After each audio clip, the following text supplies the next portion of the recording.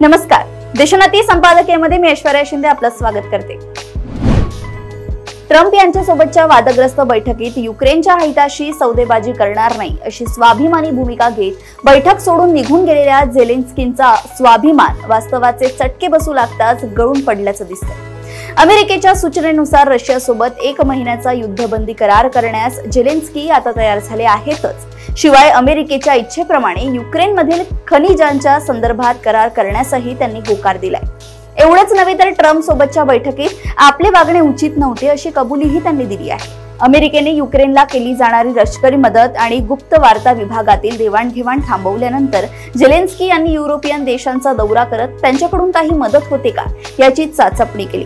परंतु युरोपीय देशांची लष्करी ताकद आणि रशियाचे आव्हान या सगळ्यांचा विचार करता आपल्याला अमेरिकेपुढे नाक घासण्याशिवाय दुसरा पर्याय नसल्याचे झेलेन्स्कींच्या लक्षात आले।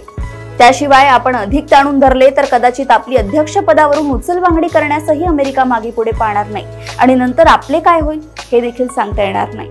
या वास्तवापुढे झेलेन्स्कींचा कथित स्वाभिमान फार गळून पडला। झेलेन्स्की शरण येत आहेत म्हटल्यावर अमेरिकेने आता अधिक आक्रमक भूमिका घेतली आहे। रशियाने 2014 पासून युक्रेनच्या ज्या प्रांतावर कब्जा केलाय तो परत मिळण्याची आशा झेलेन्स्कीने करू नये असे अमेरिकेने स्पष्ट शब्दात सांगितलं आहे। झेलेन्स्की त्यासाठीही राजी होण्याची शक्यता आहे। गमावलेल्या प्रांताचा हट्ट धरला आणि अमेरिकेची खप्पामर्जी झाली तर आता आहे तेही हातून जाऊ शकते।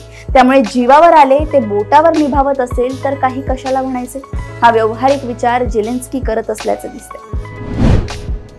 अशाच घडामोडी व अपडेट सोबत पुन्हा भेटूया देशोन्नती संपादकीयमध्ये। बघत रहा देशोन्नती। नमस्कार।